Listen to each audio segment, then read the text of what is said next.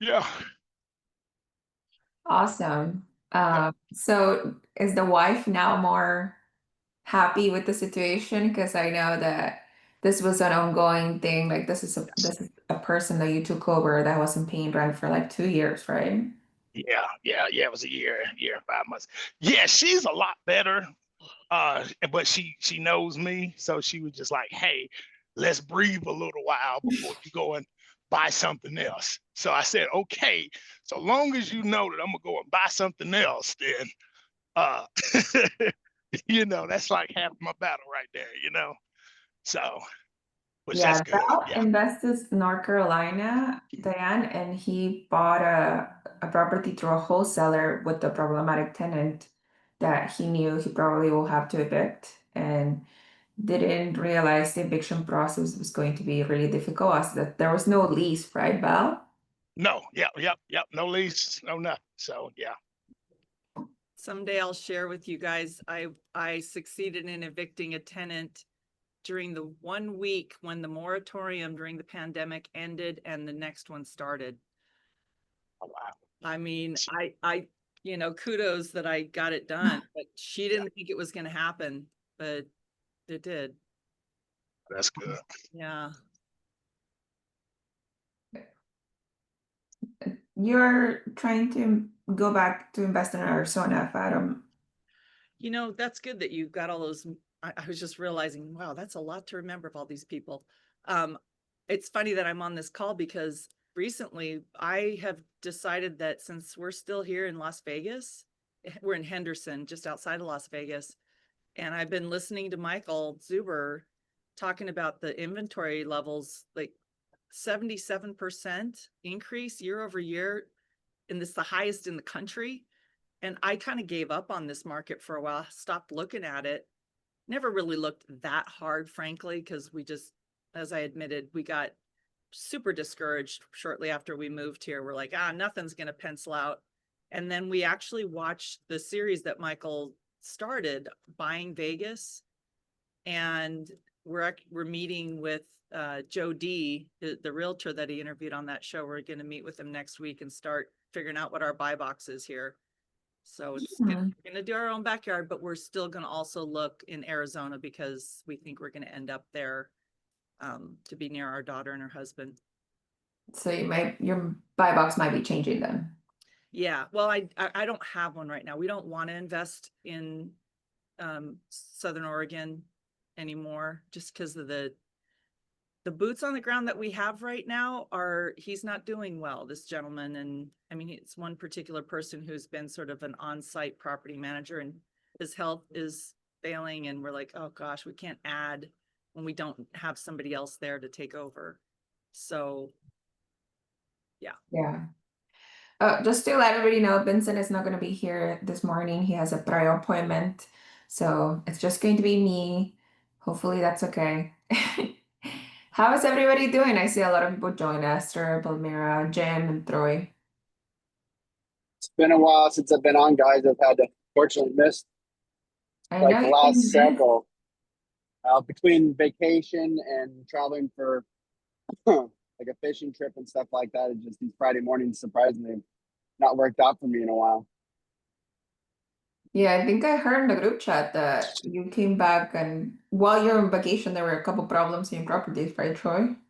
Yeah, I got it's like a perpetual issues, but it's I feel like if I make it like a month without having an issue with my property, I'm like, oh, that's going great.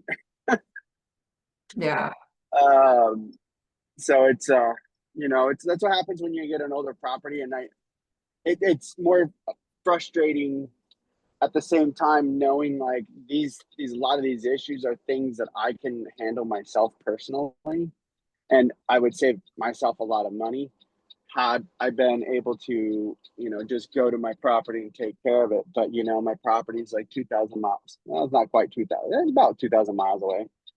So I can't. So I really rely on my contractor to go and take care of it. And so it's now it's just a leaky uh, sink. The sink's not leaking. It's just a P trap. It needs to be tightened up or replaced, or there's a clog in it, and it's more than likely it's hair and all kinds of grossness that's backing it up, and it's just needs to be replaced. It's a simple thing to do, and that's like one of the big ones. And then the little girl that's living upstairs got, you know, idle mind and got into doing something that she shouldn't have been doing. So was grabbing rocks from the parking lot and tossing them at the house. Oh, And no. yep. So I ended up breaking a light fixture, the back door, you know, for the bottom apartment light fixture. So I gotta have that replaced, and had to have a conversation with the mom and the tenant and stuff like that. And you know, it's you know, the things you have to do as a landlord, right? But the biggest hurdle is like we've had issues with newer tenants that have moved into the property. They recently just got caught up, like as of yesterday, made a payment, get caught up on rent. Like you're talking like 30 days late. They made a partial payment in the beginning towards the middle of the month.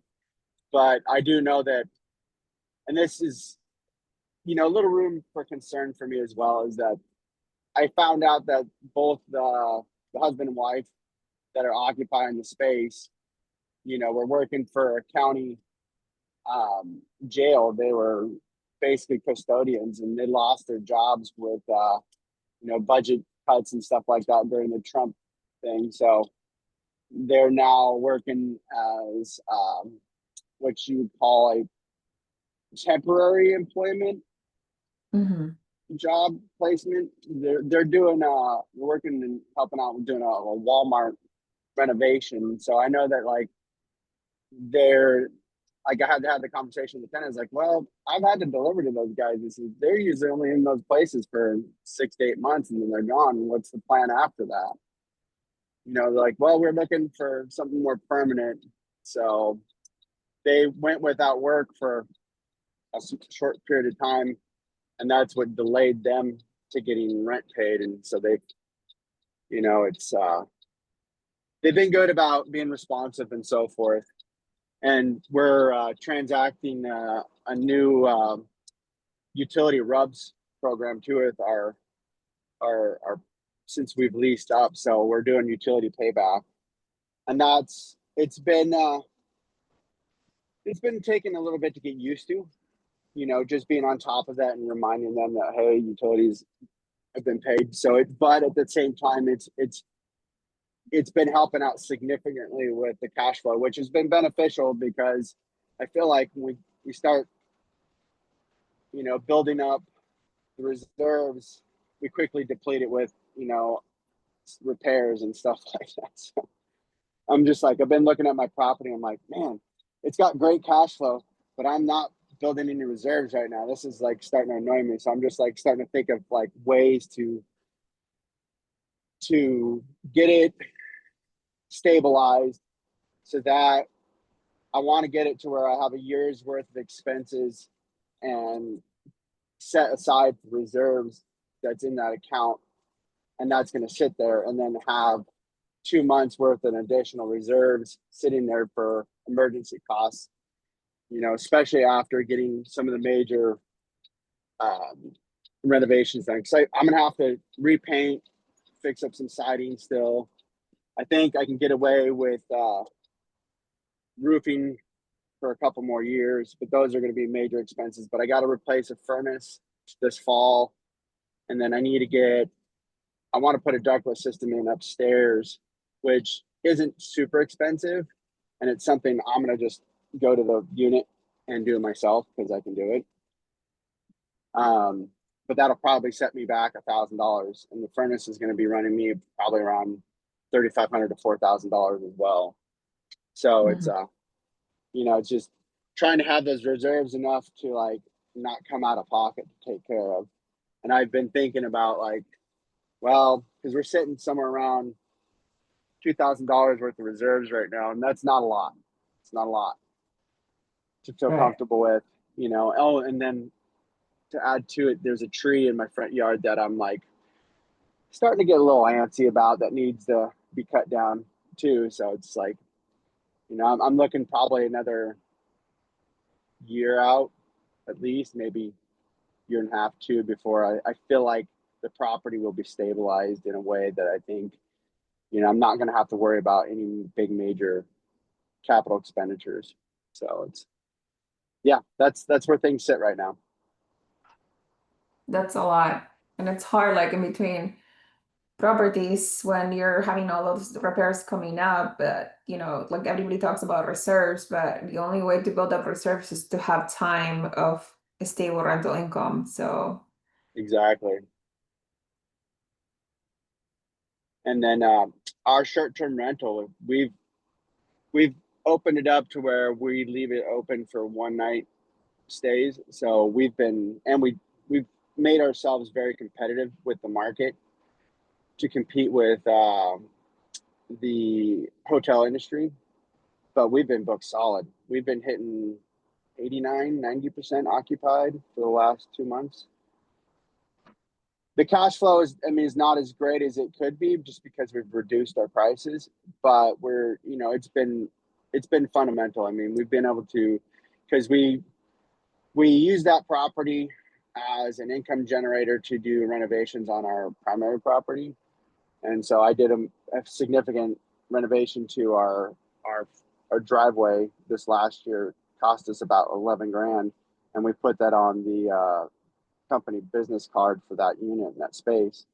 And so we've knocked that down to where we only got about 3 grand left from that project to pay off, and that'll be paid off at the end of this month.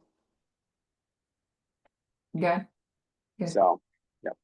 But it's busy because we've been doing a lot of the turns ourselves, and my wife especially, to being able to manage the cleaning, you know, after a stay has been. So it's been challenging, and we've been able to, between the two of us, manage it pretty well to be able to turn the space in time for the next guest that stays. So it's,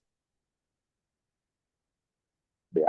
That Airbnb, is that the ADU that you have? Yes, it's a daddy on the property, so it's attached to our garage.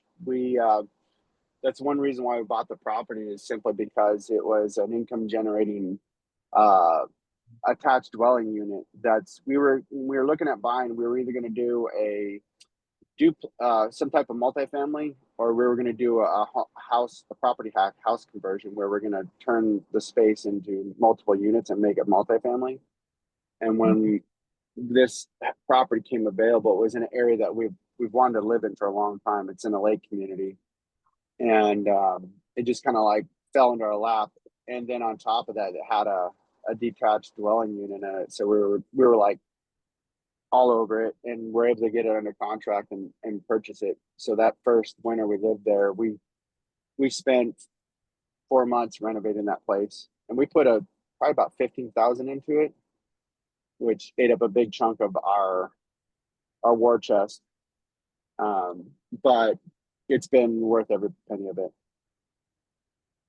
So yeah, it's literally attached to our garage. It sits probably 20 feet, 25 feet from our primary house. Mm-hmm. And is that a one bedroom or studio? It's a studio. Oh, okay. Do you mind sharing how much gross do you do on that data? The gross monthly on income on it, or yeah. Yes, so gross. so yeah, I would say, give me a sec here. I'm working and getting out of this guy's way. Lately we've been getting gross, I think, about 2,600, 2,800, 2,600 a month on it.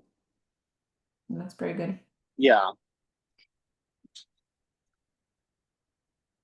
Well, Yeah, I think it's almost been 3,200 once. So last year we had some really big months last year because our rates were higher, and there wasn't as nearly as much competition in the market, because we have a lot more competition as well in our area. We were getting like $3,800 a month. mm-hmm. But yeah, it's net wise, I'd say it's right around 22, 23 a month. That's pretty good because grossing, you can say that little detached unit, it's grossing you at least over 2,000 every month. Yep. It's pretty good. Hey, Hi, good morning, Ricky. everyone. I just joined. Good How are morning. you guys? Good morning. Are you still on vacation? I can see the beach. Oh no, I'm back from vacation. Oh, my background is don't worry. No, I'm back from vacation. Uh, I have a question for you, folks. Just 1 second. Let me reduce that.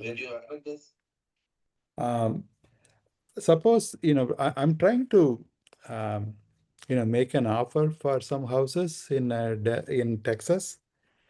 So how do you guys normally do? Like, you write up an email to the seller agent, or how do you guys do it? Do you have a realtor? I don't have a realtor. Mhm. So I went to realtor.com. I found some houses, I'm not going to, I'm going to make some disrespectful offer. I don't want to go through any realtor. I have that seller's agent number or email address. Um, can I send a direct email to them with the number Yeah. that I like? If you have a couple of, a couple of houses, then that's probably about numbers. So just get up on the phone with the listing agent Mm-hmm. because, they will have the motivation of like working with both of you, but only if the buyer agrees, right? Like a buyer has to okay that you're using their listing agent as well as they are. Oh, okay. So So you want me to ask the listing agent to be my agent, right? if you could, then you could probably get extra motivation from the realtor to go with you because in that case they will do double the commission. Only if you feel comfortable already not having your own realtor representing you in that market, right? If you know that Okay. market and you know the area and then you know that you're gonna still do your due diligences like inspection and have, quotes for different things that you already foresee maybe a problem and you feel comfortable, you could go directly to the listing agent, which is something that Michael Super talks about that I've done in the past too. Because then the listing agent has that like, oh, I can do double commission into this house. So they're probably gonna be like pushing for your offers if the buyer's okay, but only if the buyer can okay it, then they could represent you as well. Okay. Okay. Got it. Keep that Okay. in mind though, that their fiduciary like obligation is to the seller. Mm-hmm. So you got to Yeah. keep that in mind. They're not going to be invested in your interest of Right. making the deal good for you. They, Okay. however, are going to like, hey, this could be great. This is double comp. You know, I can get double commission off this deal between them and you. So Hmm. they're vested to a point, but they're always going to be more vested in their seller. I would Got it. recommend Got it. if there's multiple houses, get up on the phone with the realtors, all of them, and see where the buyer's mentality is at. Because then you'll be able. Some realtors don't give you a lot of information, but some realtors do. Some realtors do say like, oh, this has been on the market for 62 days. The buyers they already have moved, like the property is empty. Like they will give you a lot of information. Some won't, but Okay. you'll get an idea of like who's more motivated to sell, if not at all, move on price. Okay. Hey, Rafi. This is Esther. Hello. Hi, Esther. Hi. Um, so where in Texas are you? Are you located? Denison, it's north of Dallas. It's a place called Denison. Okay. Um, Yeah. I think you need to get a realtor that has interest in investing, that has invest themselves also. You might want to ask the school group that you're looking for realtor real Mm-hmm. realtor agent that in your area in the area that you're looking for. I'm Okay. sure there are some in the group that Okay. who live nearby or something. who cover that area. I think that would be the safest. You Okay. can't just go in the in the blind to get to get someone to help you.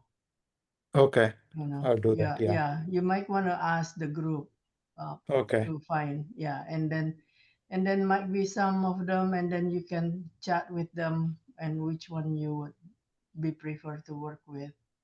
Yeah, it's important to get the realtor that has been investing in the market also, especially in Okay. the area that you're looking for.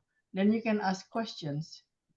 How do you come up with this? How do you arrive to this area? And then you can ask many questions. Is the area good Okay. investment, or what is the prospect for this area? How's the rental Yeah. market? Yeah. I'm a bit familiar with the Bay Area. I already have one duplex there. Mm. So I'm trying to grow my portfolio there. Do you live there? No, I don't live there. I live in Bay Area, California. Okay. Yeah. Yeah. I think would be safe to interview some of the realtor agent. Yeah. Okay. Thank you. Yeah. Mhm. And also, not only the realtor, you wanna get someone to manage to the property, unless you're planning to do it yourself.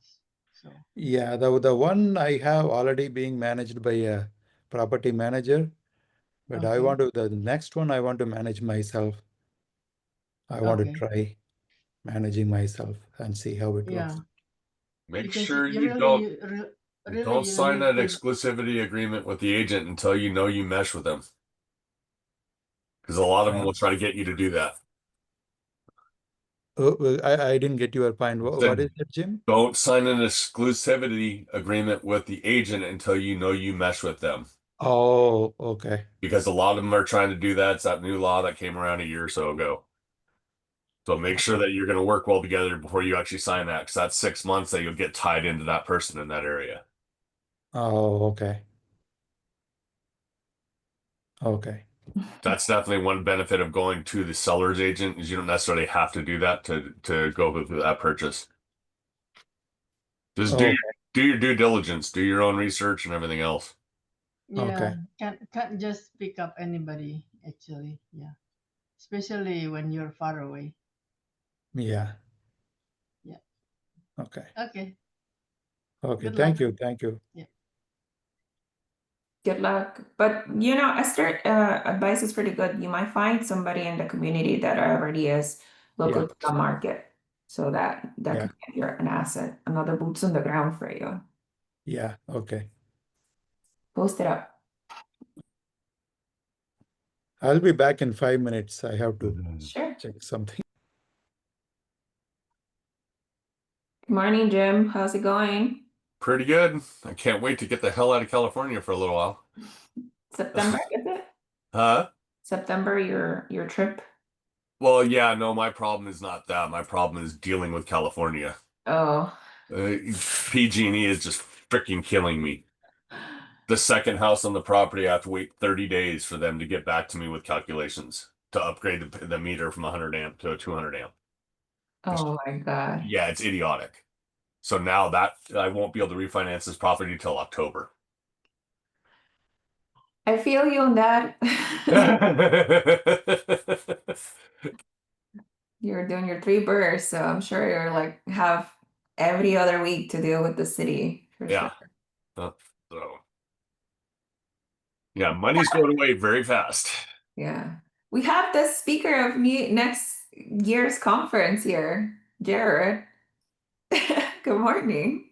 Hey guys, I'm just popping in. I've never been here before, so I just figured I had a break at work, so I figured I'd pop in and say hey. Congrats, you're gonna speak on a Orac conference next year. Yeah, that's gonna be interesting. I gotta put it together. I was gonna ping Brandon and see how he's doing. Cheat on my homework. Hey, I have a question. How come y'all don't show your face? If I go to the conference, I want to know who's who. Right? Show up. Come on. I think some people are sneaking in from work. That's the problem. Hey, there's Jacob. I just have to do that mentally. It works best for me, faces and names. So I had the same problem. I went this year and everybody kept talking to me like they knew me, and I'm like, I don't know who you are. Well, everyone knows Val when he speaks.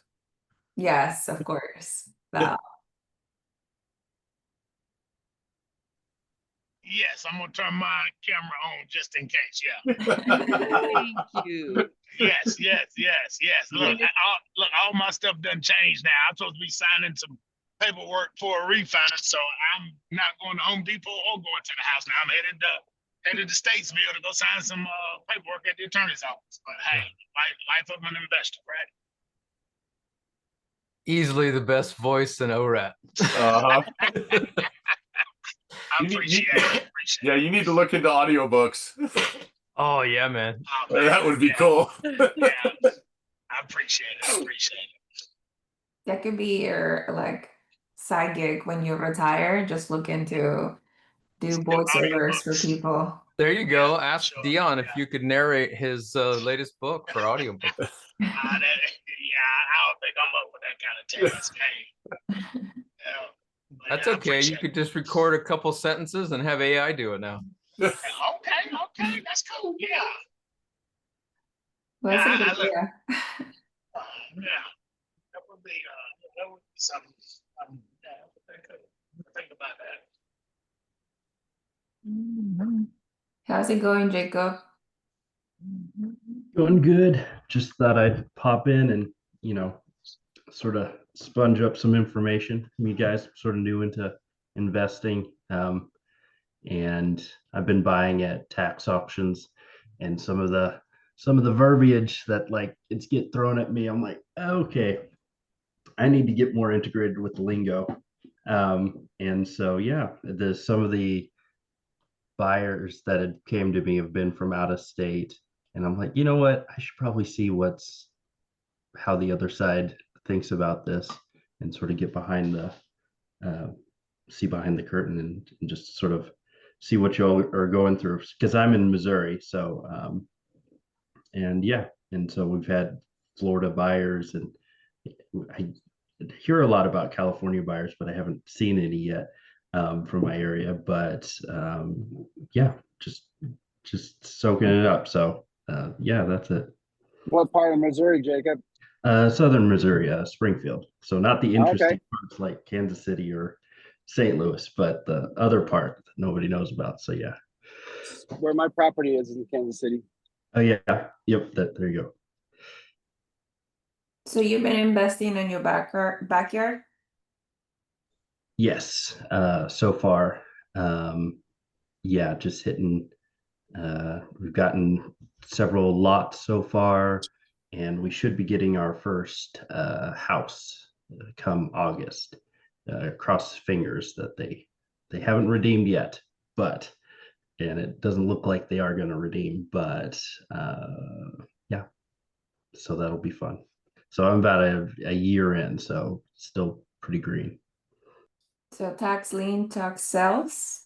It's sort of a hybrid where it's kind of like a deed, but like a deed sale, but you have to wait a year, and you only get basically 8% on the taxes paid. So it's not like other states have better like interest rates on their liens, but Missouri, it's kind of there's good deals for a reason, is because it's a terrible process, and the interest rate's terrible. And so like people are like, what's it worth? So if you're sort of patient or foolish, you're willing to give it a try. So we're giving it a try. So yeah.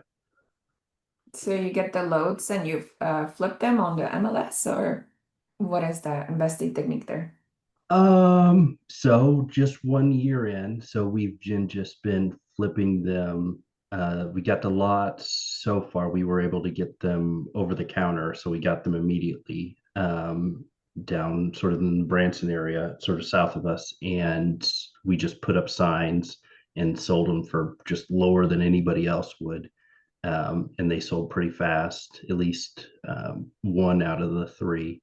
And then we're hopefully going to sell another lot pretty soon. Just those are the it's sort of a higher priced one in a higher priced neighborhood, and we've been pinged by everybody and their mother, just nobody willing to close. And so hopefully that's sold pretty soon. Like the guy should be getting back with the title company any day now.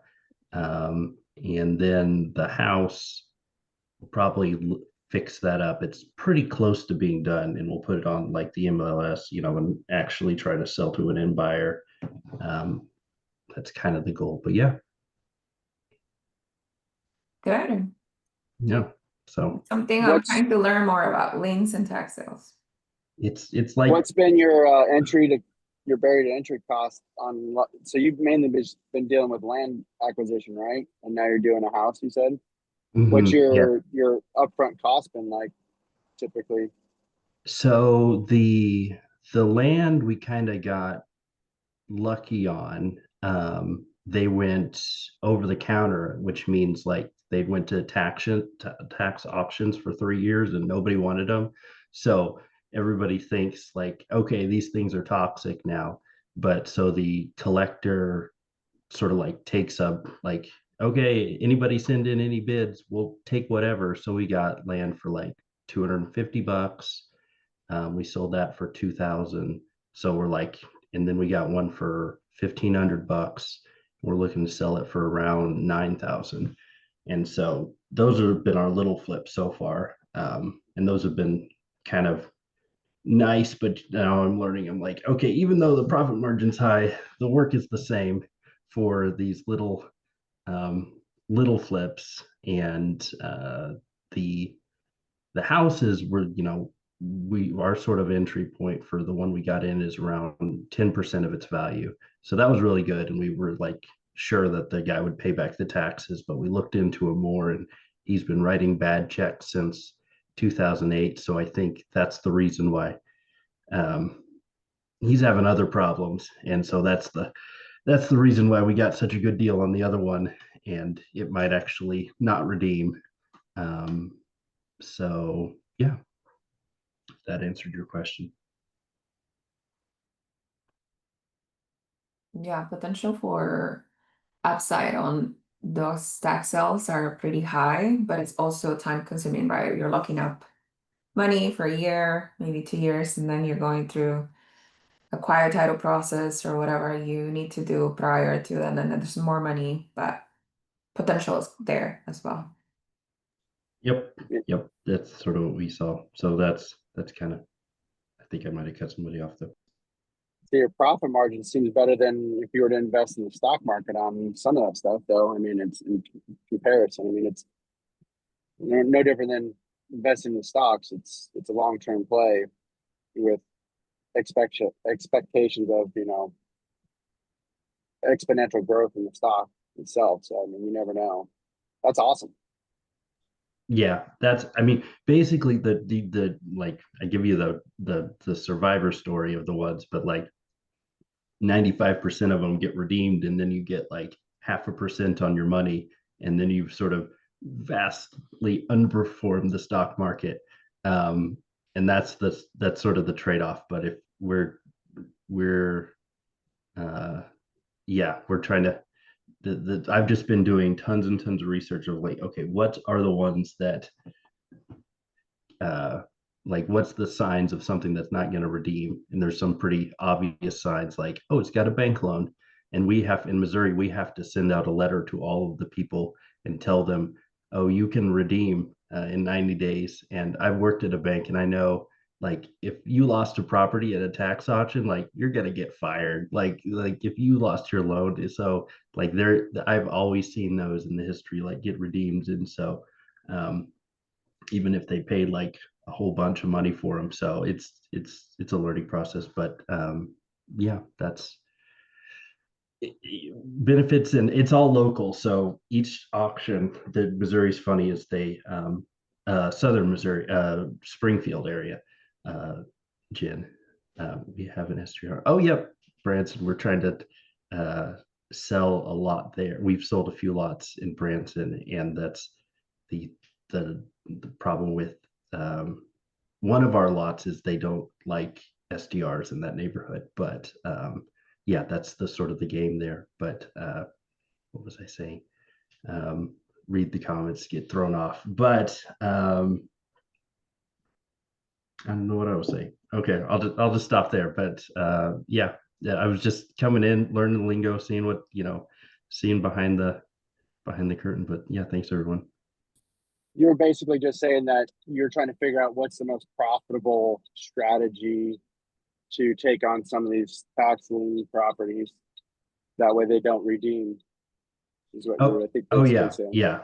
That's if they've got the bank loan, if they're still in it, those are the obvious ones. But like I've known to like love code violations, like those that's the secret right there. If the people have like $5,000 in code violations, like oh yes, I'm like that's beautiful because you've got to pay those, but like they are either dead or someone's that figured things out were dead, and then there was one in my neighborhood that was the first one I found out, and it had just been sort of like a blight, and now I know that that's like the best thing I could possibly see. So but that's because if they redeem, it's super valuable, and if they don't redeem, you've just wasted your money and your time, and like you don't know. Oh, and I was talking all the auctions in Missouri are local, so you have to send a physical person to each one, and the lawmakers didn't really think it through, and they made it all on the same day, all in the same year. So there's 154 counties that all happen at once. So we are right now we're going to be able to, we went to one auction last year, and this year I've enlisted my little sister and my mom, and we're going to go to 3 auctions this year, and hopefully that won't be terrible, because it's kind of the elected collectors are not professional auctioneers, I'll just say that, and they are sometimes just like, they showed up that day with like a printout of how to run an auction, and they didn't do their they do poorly at best. So, but it's good for us because I think that's why we got a good deal on one of our properties. So but yeah. 0.5% for a tax sale tax lien, that's very low. Yeah, because it's 8% on the taxes paid, or 10% of the taxes paid. But if it's $500 in taxes, and then you bid it up to 15,000, like that's where that math. So that's just the rough math. But yeah, so and then there's the fees on top. Like we paid a lawyer to help us with the process, $500 a piece. Those 3 lots that we went after, and so that's $1,500. We only paid $200 for the property for one of the lots, 500 for another, 700 for another, and it was like halfway built foundations and stuff. We're like, oh man, these are zoned for duplexes. Like this will be great. And then yeah, he came last minute, paid them all. He's like, here's your money back, and I'm like, well, that's not all of our money, but that's all that we can get back. So yeah, but yeah. How about everybody else? Good morning, Alex. Good morning. How are you? Good. I don't think I mentioned that Vincent is not going to be here today, so it's just going to be me. I know it's like been 45 minutes, but I think I mentioned it like a couple when anybody was not here. So this was the first group that the first accountability group that I visited. I have every other Friday off, so I won't be in here all the time, but I'm able to drop in every once in a while. And that's kind of how my portfolio, sorry, it's early for me still. My portfolio, most of it's up in Washington where I'm at, so I invest locally, but I also have one property down in Arizona. So I've been working with a property manager, and I think she's probably pretty good as far as property managers are concerned, but I still don't like it because I have a lot of experience managing my properties the way I want them managed, and nobody else is going to do as good of a job as me. and then also that property down there is an alligator, so I got the struggles of that. I mean, it's okay, I can float it, and I didn't buy it as an investor. I bought it before I realized I was an investor. And then so when it comes to so yeah, it's already kind of underwater, and then I'm dealing with this property manager that costs me more money and doesn't always do things the way that I would like. And then of course, as soon as people moved in, the hot water heater broke. And in the past, the hot water heater is, you know, 500, 800 bucks from Home Depot or Lowe's, and I go and put it in. But now that's not the way it is when you pay a plumber to do it. You know, you go from 500, 600 bucks to, you know, 1,800 or something. So Yeah. it's more and more that I get to learn. I'm learning a lot of lessons, and I have been kind of idle for a long time. So now to be back in the game with intention, getting to meet all of you guys, and really learning from everybody, and then saying, hey, this sucks. I'm going through a second 5 years of suck, I guess, which is all right. I'm ready for it. It's not as bad as the first time. You know what I mean? You learn so much, but I'm happy to be learning all this from everybody and connecting too. I look forward to meeting Jared and everybody for that matter. That Orac, get together coming up. That's pretty exciting for me. I haven't bought tickets, but I will. It's just a matter of time. Other than that, getting married next Friday, and so that's been it's been kind of Congrats, hard. man. It's been kind of nuts. I mean, we've been together for a long time, so it's just more of a formality. But all the trying to invest in learning and everything that I'm doing, and then my soon-to-be wife is like, "Hey, we got a wedding to do too." So, anyways, that's what's going on with me. Well, Hey, congrats Alex, on where your are you upcoming in wedding. Washington? Thanks. I live in Bremerton, and I invest in Bremerton area, and my house in Bremerton is just right across the Puget Sound from Seattle, so we can take a ferry over there.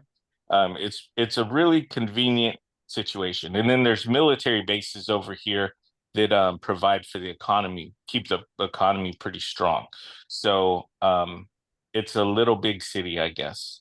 And then I invest right now. My only house is in Arizona is in Santan Valley, which is out of the southeast part of Arizona, or part of the Phoenix metropolitan area. The way I explain it, it's right on the growth, or right on the edge of the growth in the desert. And it's in a pretty nice community. It does have an HOA, but it's reasonable, and I don't have to pay for pools. Or I don't have to maintain pools. So that's one thing I really like about the HOA, is that I have pools that I can use, and I have a lot of amenities, but I don't have to maintain them. So that's the only situation where I'm like, yeah, this HOA is pretty cool. And the market is so much different there than it is here. There's so much more to learn. And the way property, yeah, it's just so different. So I'm from there, I grew up in Arizona as a, entering my young adulthood. Northern Arizona, though, a different spot than where I bought. And then I've always been kind of back and forth between Washington and Arizona, and that's kind of how I plan to live my life when I can retire. I'm in West Seattle. Esther? Yeah. I would like to get, I'm new here, so I'm not really trying to do anything crazy right off the bat, but there's a lot of us up here in the Pacific Northwest, and I would love if we got to the point of having like some local just get-togethers. And there's a couple areas that I've noticed that people could do these local get-togethers. There's a fair amount of people in the Pacific Northwest. There's quite a bit in Central California, and then also there's some down in Arizona. So it'd be kind of cool if we could get kind of some regular meetups going on. It's just an idea I'm floating out there. I've talked to Troy about it a little bit. It's in the It'd be pretty. works. Yeah, it'd I be pretty talked to cool. I talked to Justin Camber yesterday, and we got to talking about that. So I'm like, I got a really good event space with a lot of room to host one. So I just need to, get it scheduled, get it planned. The biggest issue is, we're still just trying to get permits approved with the stupid city. But at this point, I'm just saying, screw them. I'm just gonna set a date and plan a real estate meetup. The benefit for me is I can host it, and it's not going to cost us anything for the facility because I got 4,000 square feet of facility and the tables and chairs and the stage and everything for it. Troy, where's Right this on. at? What's that? Where's the facility at? It's in Mount Vernon, Washington. It's north of Seattle.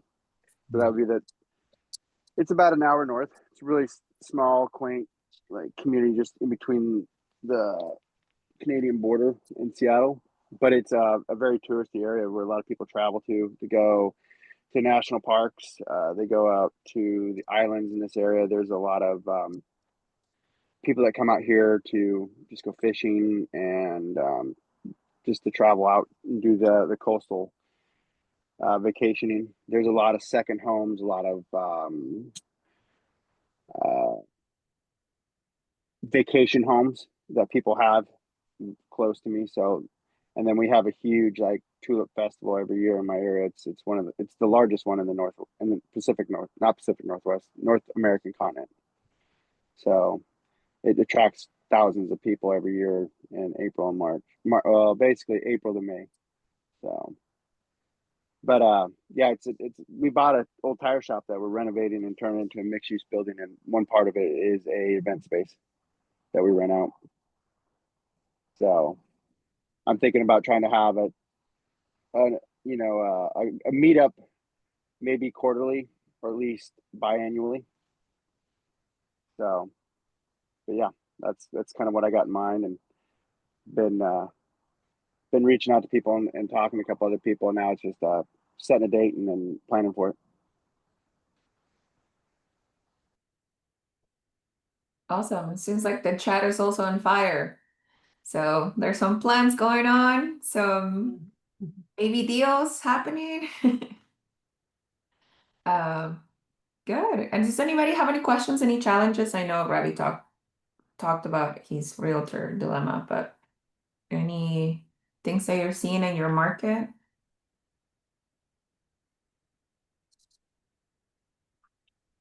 For the folks that have Arizona properties, I'm doing a different strategy. So I'm not sure if the long-term rents, are they softening or staying about the same for the Arizona folks, or do you know? They're awful. Yeah. You don't get to stumble. So in the Pacific Northwest, you could get something and you can stumble into something that'll cash flow. Down there, in Arizona, it's quite a bit different, especially because of the big boom that's happened over the last little while. So the housing growth is slowed, which there's more renters have more options. So the market definitely sets the rates. And I guess if I were down there, it'd be easier to find something that cash flows. But if I was down there regularly, but yeah, the rents down there are softening. I got my last tenant under contract in June, I think. July, maybe June. Yeah, wow, in you June. booked somebody in the summer? That's awesome. Yeah. It was right before the summer and they were transplants. So it worked out for me. For those that don't know, where Arizona is opposite of everywhere else, the summer is not the time. It's too hot to move. So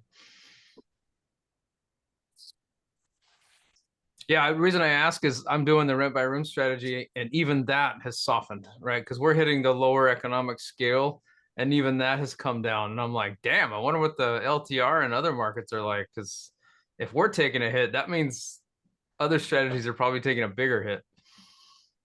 I kind of like the idea of doing that, but that's a whole nother skill set, and it's going to take a significant amount of time with my boots on the ground there. And so it's one of those things that I have to look at and say, okay, I want to try that a year from now and start working towards it, you know, and take away from, choose a different path than my other investments, my typical long-term rentals. So my plan would be to get established with 4 or 5 more here and then focus on Arizona, because I'm stuck here for 5 years. After that, then I'm gonna put a little more energy into Arizona. Kids. Kid, and I work for the federal government, and I'll have I'm reaching I'll hit my 30-year mark, which means I'll be able to stop working here and then retire at my minimum retirement age and draw a pension. But I have to make it to that 30 years. Otherwise, I get a reduction if I start drawing at my minimum retirement age. Yeah. Jared, Yeah, you're in investing out of Arizona. state and rent by room strategy is not for the faint of heart. I can tell you that. Where are you doing that in Arizona, Jared? We've got 2 in Phoenix, 1 in Glendale, and 1 in Gilbert. Ah, okay. I've seen that on the chats. Yeah, in school. Yeah, I think I'm gonna like the East Valley better. We had 2 under contract in Chandler, 1 in January and 1 in February, but the one in January was a disaster. It was supposed to be a full gut reno, and boy howdy, everything was wrong on it. We found out later that during the process, that the owner, the real estate agent, and the contractor are all the same person. It's a one-man show, man, and he wasn't good at any of them, so it was bad. That house is still on the market. It's like 300 days or something like that. And Alex, in Santan Valley, you're cash flowing on a single family home. Is that right? No, what did you say? He said alligator. No, yeah, that's my alligator. Okay. I feed it and I love it, and I, you know, Yeah. and it's slowly eating me out of house and home. Yeah.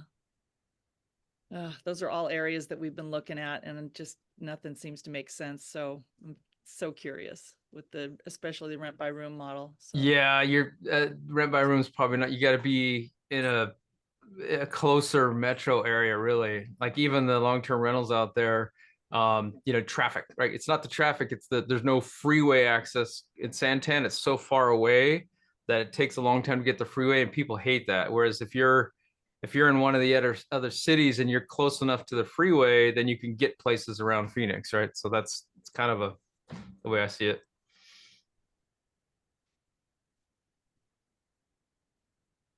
And for those that are investing in Maricopa City, I guess there are plans. There's, from what I understand, they worked it out with the Indian reservation, the local municipalities. They're going to widen the freeway. I don't know if you've ever been to Maricopa, but it's like about they say half hour, but I'm going to say 45 minutes south of Phoenix. And so that'll be nice for those folks that are investing down there, because that market has crashed. I mean, I won't say crash. I mean, the prices have just come way down. It's definitely a buyer's market down there. Are you talking like Goodyear and Buckeye? No, directly south of Phoenix. It's Maricopa City. Okay. Yeah. There's not much down there. There's a Harrah's and there's a racetrack and there's some other stuff, but it's about 80,000 people. I think it's grown to now.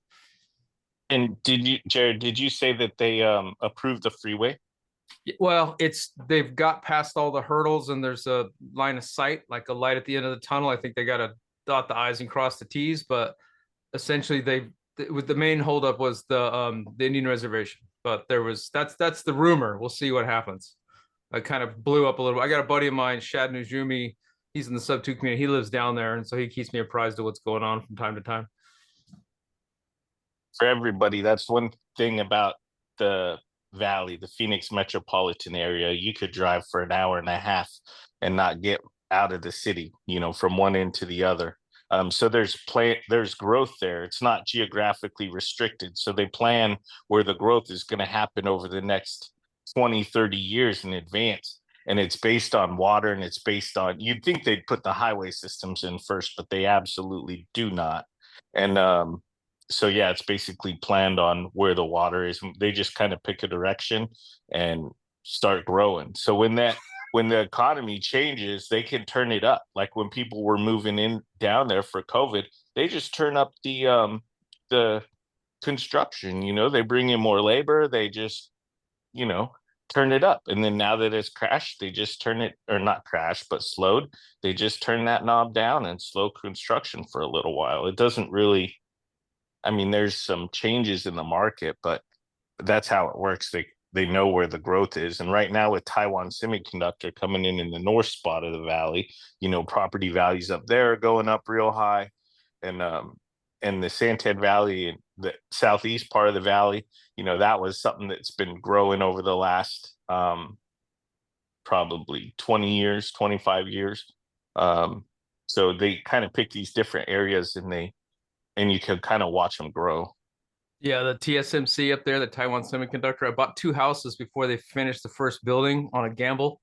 Well, I meant to buy 1, and I had such a good deal on another. I bought 2, and now both of those houses, they're 15 minutes or so from TSMC. They both just gone way up. So, you know, part of my strategy is to buy in the path of growth, like Gilbert, right, is another place that I'm buying at. But not that I'm betting on it, but the appreciation hopefully is going to be there over time, which is why my strategy, I am adding bedrooms, but I'm doing it in such a way that I'm just adding walls. So if I ever needed to, I could just tear the walls down and turn it back to the original house. So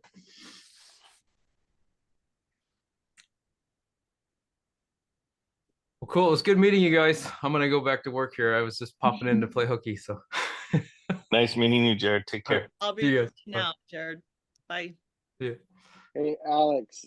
So Yep. the funny thing is you're talking about Arizona. I'm originally from Boise, and I've been back there twice in the past like month, and they are just like the mirror image of what Phoenix used to be like probably a decade ago. It's insane. They're gobbling up all the available farmland in that town, like all the metro itself, and they're just building on it as fast as they can. And like the transportation corridors are nowhere near prepared to handle any of the volume of traffic up there. So it's pretty entertaining. I got family that complain about the traffic. I'm like, you guys have no idea what traffic is.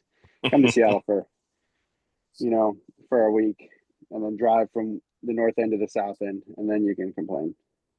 Are you looking at that as someplace to invest, or you don't know? Yeah, I've been playing with the idea of looking back into that area there. I mean, I'm gonna basically be inheriting some properties over there that my dad has, and will be kind of the executor of the estates of those properties. So I've actually really thought about, like, it would be smart for me to look at potentially growing my real estate portfolio in that area if I'm already going to be operating in that area from a distance, and to take advantage of it. The only problem I do see with it is like no different than what you're experiencing in Arizona. Is the one thing I see that the problem in the Boise area is they're building houses, like new builds, as fast as you can, but will the economy support it?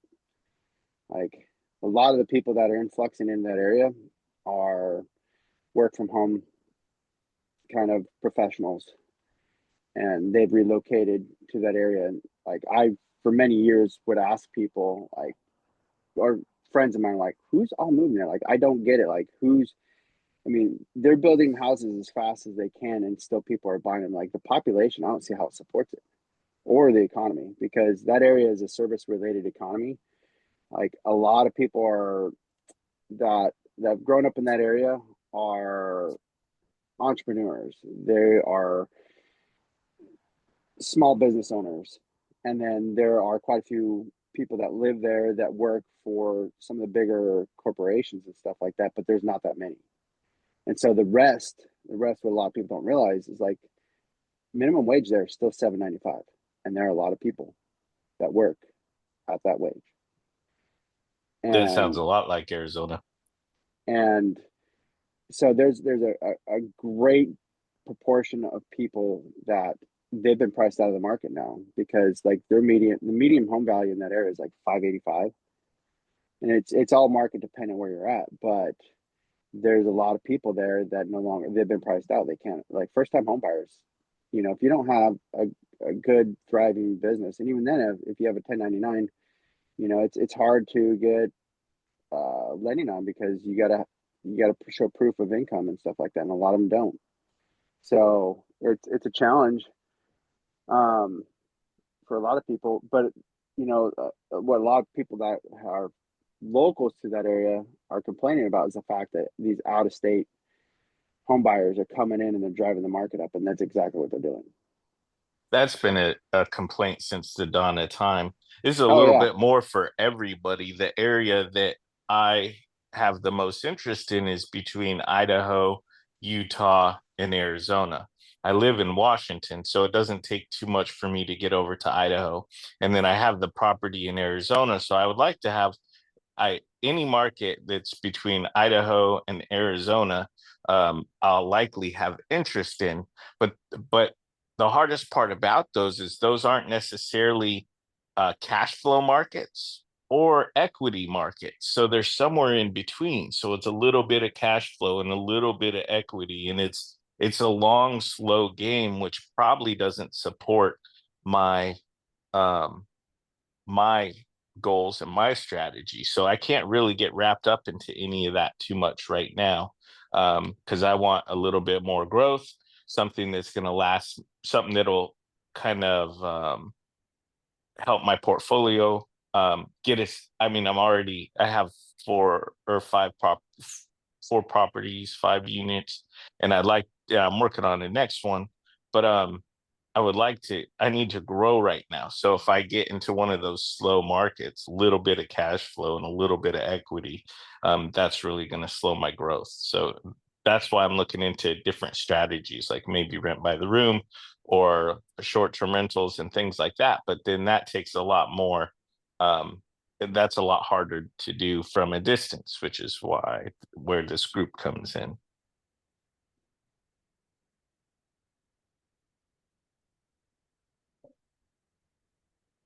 Well, I hope you get some clarity from the peeps they're doing. For example, Jared's doing room by the room. I think most of us here are doing long term. Troy is doing some short term as well. Kenny and Jen, you guys haven't talked at all. What's up with your portfolio? Nothing. Just trying to like maintain the short-term rentals. Trying to see if we can make more money there. Maybe add some more amenities. And then we have a midterm that we're still wrapping up on.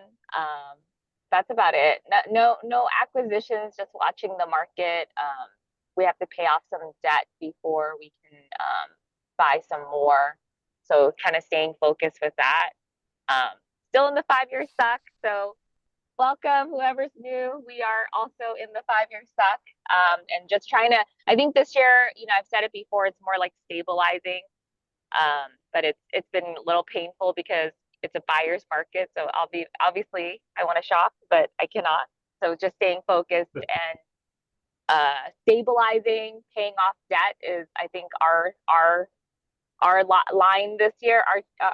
And so this community helps us stay focused. So not really much. I don't know if Kenny wants to add to that. And that pretty much sums up everything. Yeah, but we're in California, so I guess a little bit background on us, a quick one-liners. We're in California, Northern California, San Jose area, Silicon Valley, and we invest mainly out of state. So our long-term rentals are in Texas, and then we went on and jumped on the STR bandwagon in the Smokies, and then also we have one in Branson. And then for Texas, we tried the midterm strategy, or we are trying the midterm strategy just to boost our cash flow.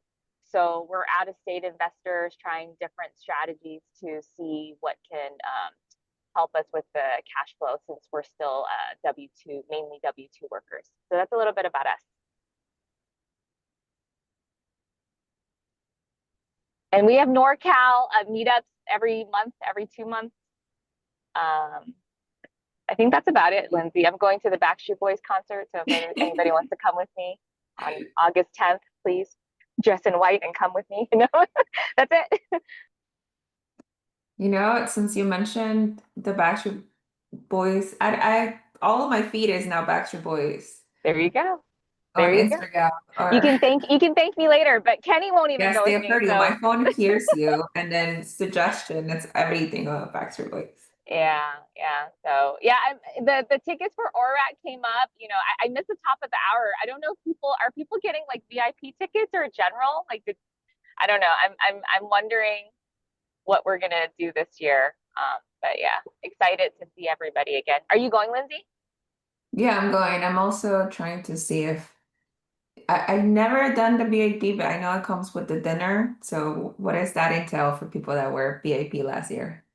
I think mainly you get to you know, sit at a table with the other millionaire speakers that have gone up. So, I mean, they're pretty accessible throughout the day, but then they're kind of running around and doing their own thing. So this allows you to kind of sit with them and network. You know, you can sit with like a specific person at a table and then like go jump to the next table and talk to them. Yeah, I was talking to Mark. Yeah, it'd be nice if like we didn't do it as much because once we sat, we're kind of like with that person until like maybe at the end of dinner, you can kind of go mingle. But it'd be nice if like you could do like a round table, right? Like go at like maybe the millionaires sit there and then you kind of rotate, but that's not how it's been before. So I think it's mainly you get to like sit at a table with a millionaire if you have specific questions and then like hear more about their story. I think Kenny was at the table with Jason Pritchard, and then I was with Hemlane. I tried to like we split up like kind of on purpose to be able to mingle with different people. And then I think I was at a table. I think we were both at a table with Lumberjack the second evening. So if you have like specific questions and specific things that you're working on, you can sit with that millionaire and kind of just pick their brain a little bit more so than during the event because they're busy and they have like a line of people that want to talk to them also. So I think that's the main value. And you can maybe get like pictures with them. Kenny, is there anything else besides that? Yeah, that's pretty much it of the perk of the VIP. But Yeah. the thing is with Zuber's Millionaires, I mean, they're all go-givers that even outside of lunch, if you're able to catch them like down the hall or whatnot, Yep. you can pull them aside, and most of the time they're going to say yes, unless they're running into, I guess, that one recording room. But generally, they're very helpful outside of that. And Yeah. even at that point, you could probably get better one-on-one. You don't have to worry about saying something you don't want spread amongst the other people at the table. So yeah, so I don't know how much the VIP is really worth. I mean, because of the fact that they're accessible outside of the meal. But then you kind of have to stand. I remember I was trying to talk to Ty, and there was like during their first year, and there was like a line. So then if you get like if you're in that line, which is totally fine, right? If you can't catch him just like off one-on-one when he's running around, then like there's a line, and then if he gets pulled away for lunch or he needs to speak or the recording, then you kind of that's it, right? So then you have to try to catch him again. So I guess this way you get guaranteed that you can go up to them because I think the lunch, the networking portion is 2 hours, right?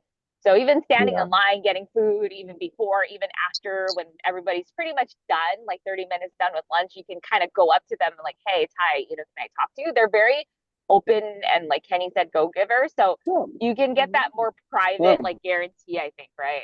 Versus, you know, standing in line waiting for them, I guess. Yep, true. Right. Troy, did you get the Not that I VIP know last of. year?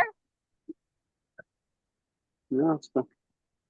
Yeah, so I would say that's the but last year the general mission was, you know, we started some conversations with people in general mission like you, right, Lindsay, and like Herman, a bunch of people, and we're like, I kind of want to go there and mingle there. I feel like we would have maybe made more connections there instead. So yeah, I don't know. This year Kenny and I are thinking about like splitting also. I guess Yeah. Kenny and I don't like to sit together Well, at all. Well, I think the thing also is the very first year, another differentiator was that the VIP was fed while general admission wasn't. But then he changed it for the second year because how there was a long line just to buy lunch. So he decided to feed Yeah. everybody. So Yeah. then I think the value of the VIP compared to the general wasn't as much. because of the fact that he decided to feed everybody, which is actually was a good thing to feed everybody. Yes. Um, Yeah. Yeah. First year, at least you're like, okay, I don't have to. First year is like people have to leave the building, right? Get parking and etc. Because there's nothing around there. So you have to drive off to get food. So then you're like, okay, I don't want to deal with that. I'll just pay, get the meal included to make network time more. But yeah, last year this year he changed it. So he fed everybody, which is really, really good because people were complaining about standing in line for like hours and not, by the time you get your food, you got to go back and listen. So this year he fed everybody, which is good. And then next year he'll feed everybody. But yeah, you hear kind of some comments like if you're going to feed everybody and, the people that you want to talk to around anyway, then what's the real value of VIP, I think is kind of what he's saying. But like this year Pace is going to be there. And then I think Jason Hartman's going to be there. And I think that one-on-one time, I mean, Pace is going to be insane. I think there's just going to be a mob talking to him, which is fine because then I could talk to everybody else. But like, I think that is going to be like people like those two speakers, at least that's really hard to talk to. I guess you get more one-on-one time versus like, I think it'll be hard during the regular event to like talk to Pace, right, Kenny? I mean, I'm sure there's going to be, I don't know if you heard this morning, the Daily Financial, like Ty was like, once sub 2 people know about it, or Kenny and I are in sub 2, like once sub 2 people know about it, they're going to flood and like buy all the VIP tickets. That's probably true.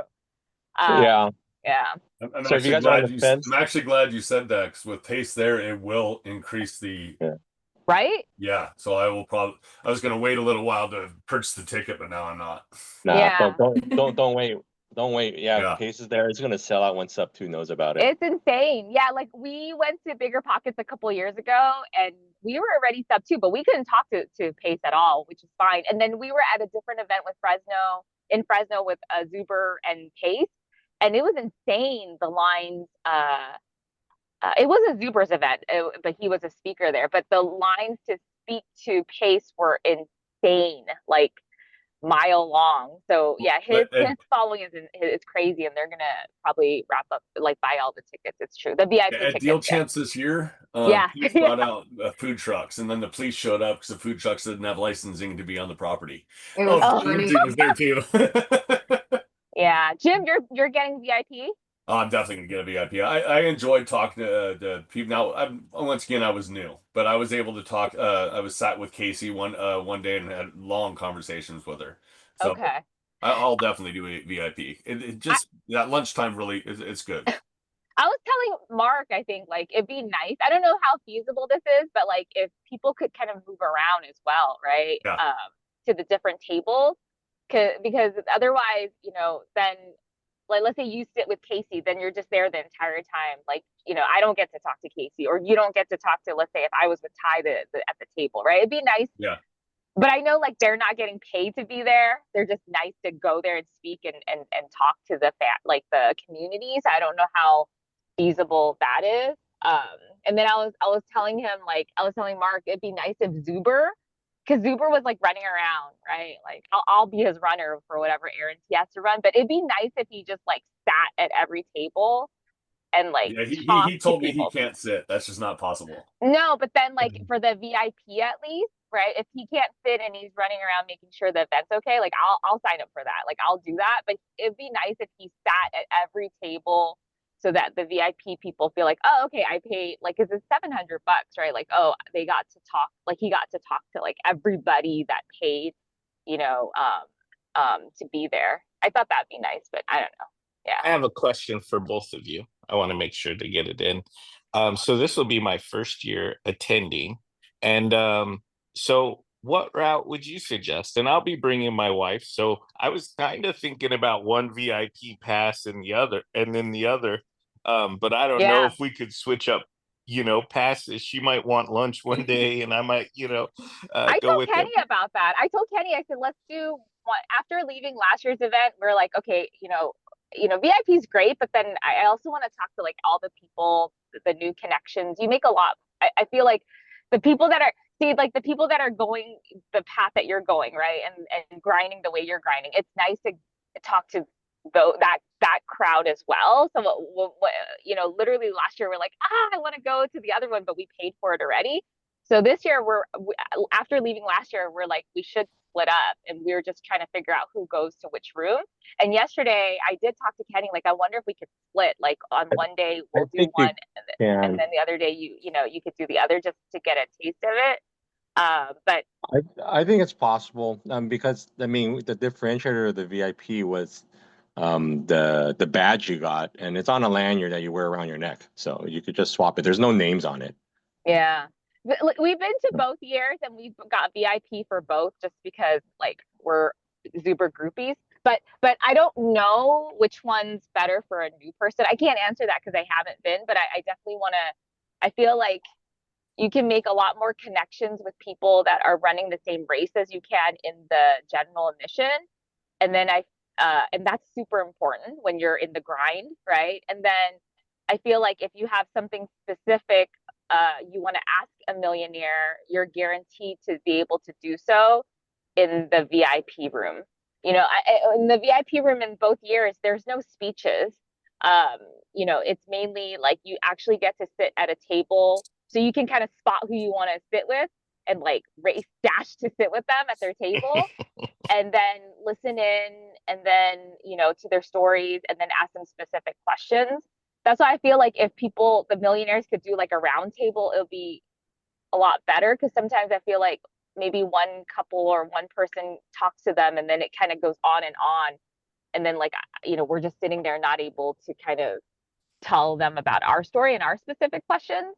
So I think if you did like a round table of millionaires, that'd be good. So I think it depends on what you're looking for. I'm not sure how helpful that is, but you know, I feel like they both have value, but it depends on where you are at your journey and what you're trying to get out of it from the event, right? If you're trying to network with more people that are doing the same path that you're doing, you know, maybe looking for like PMLs or looking for different strategies, then I feel like, you know, general admission will add a lot of value. If you have something specific for lumberjack or pace and you're not in their mentorship already, then I feel like the VIP is a lot of value. Yeah.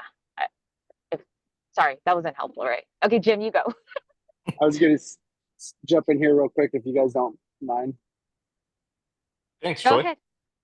Hey, Alex. So I went last year's first time and had an amazing experience. And it's really tough for me to listen to you guys talk about this because I know I can't attend it.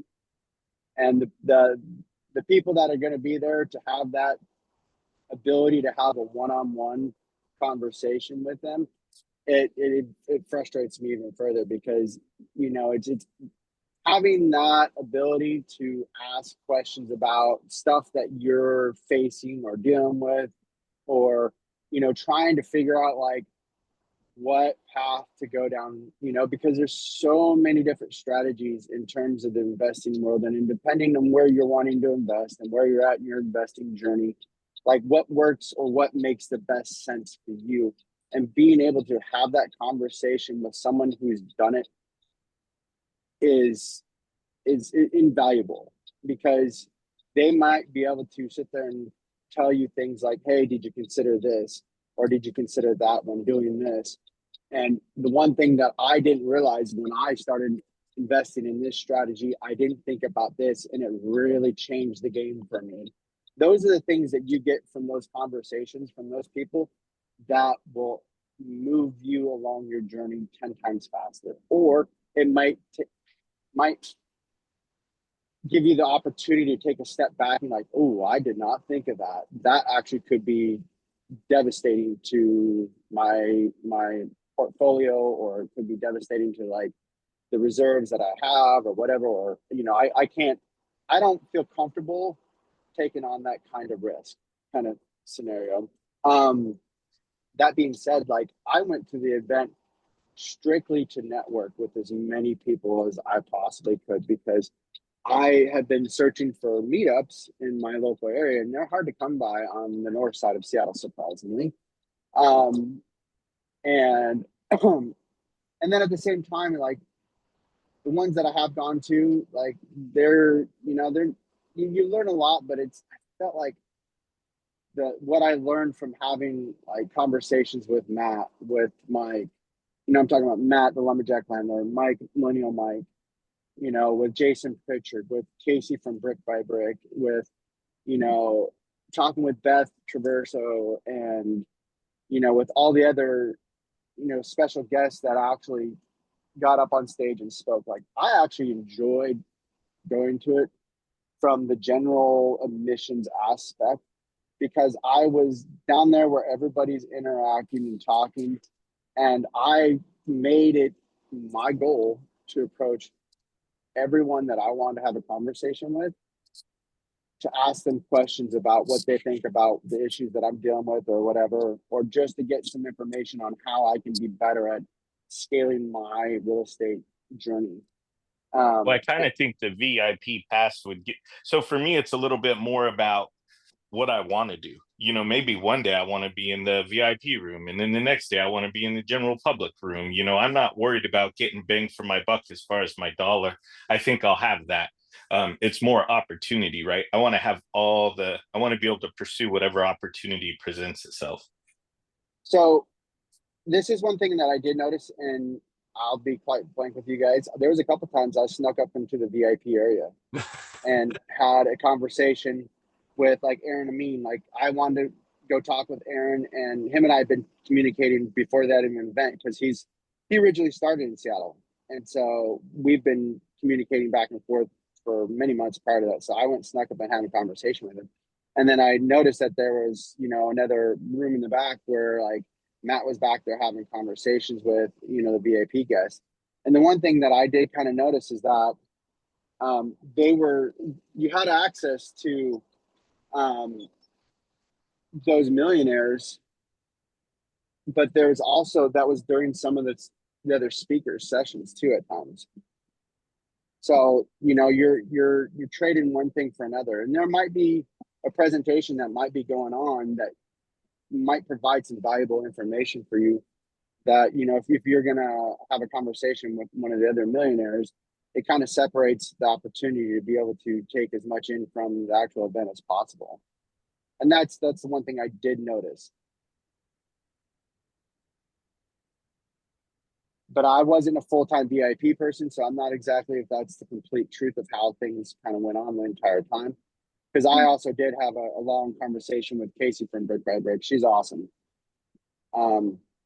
Outside of the event and during the event as well. So I can say is, you know, that's not a bad strategy. If you're going to do one VIP and one general admission, I think that would be a good idea. Even if I have to do 2 VIP, you know, so we both have that freedom, so she can pursue what she wants to, and I can pursue what I want at any point in time. But that way if there's somebody we both want to see or talk to, I don't know, who knows? Yeah, you could do that too. But I mean, I think at the end of the day, you can't go wrong. I truly think it's like what you're trying to get out of it, right? Like, so I think for sure we're gonna split this year. I think it's just a matter of like, are we gonna swap, or is Kenny like, you know, going to stay I think he said he wanted to do general admission. Yeah, but then I also want to do general admission, so I don't know. Yeah, we'll see. But I think we're just gonna do 1-1. Yeah, but Jim's gonna be there, so that's cool. I think it's just a smaller, more intimate setting, right? You're probably guaranteed to be able to talk to a millionaire more so than you are on the regular floor. But to Troy's point, you can find them all the time. They're really nice about it. It's just like, can you get this quiet time, right? This like one-on-one quiet time. Like, I think we sat with Lumberjack, and then we were able to ask him like specific questions about like bringing up a property and like what to check for. And you know, he's focused because he doesn't have distractions of like a whole line of people trying to talk to him. So you can talk to him as long as you want. And you know, Zuber, you can like, he's running around, but you can, hopefully that'll change for this event, but you can corner him and ask him, you know, something. And then the millionaires are different this year as well. So if there's anybody specifically, he listed it this morning. But there's like a bunch of people that were never at the event, so you can talk to them. So yeah, I think there's no wrong, but it's just what you're like hoping to achieve from the event. Yeah. As a new person, the biggest challenge is you don't know what you don't know. I've actually learned more from the community here than I have from the big people. That's what I'm saying, Jim. I feel the same way. Like I feel like that's why like we're splitting this year, because I feel like connections with the people that are doing exactly what you're doing, or I don't know, yeah, doing different things, right? It's very valuable as well. But to Troy's point, you want to talk to people that have done it, right? And so, you know, you can follow that path or not go down the path, right? That they did when they first made a mistake, or et cetera, right? I think Yeah, Cody but- Davis is their VIP, but I agree with you. Like that's why we want to do general, because I feel like last year we made a lot of connections, but we weren't able to talk to them because we were in the VIP, right? Yeah. Yeah, but doing it now with our group's resources is a lot different than them doing it now with their resources. Right.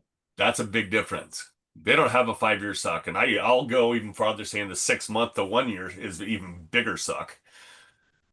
Just getting started is hard. I can see how a whole bunch of people quit. Mhm. Just in the first one. They'll just say, they look at it and say, this is too much work, I'm leaving. So Yeah. I like the community more because you got backing, you got people to talk to. I talk to Troy and I communicate all the time. Is you got people that have your back. It's really cool.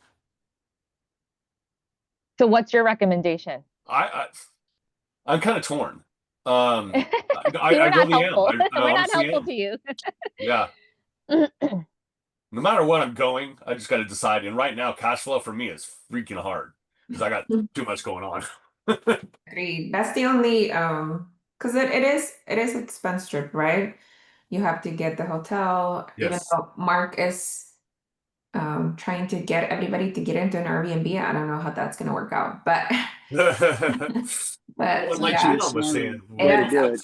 don't put so much money in these courses and stuff. Buy a property. So you got to think of it that way too. just that. But on that note, I'm gonna see you guys next week. I do have to hop on another meeting, but it was nice. This live was nice. I'll talk to you next week. Thank See you, you. Lindsay. Thanks, guys. Good talking to y'all. Have a good weekend. Have a good weekend. Bye. All right.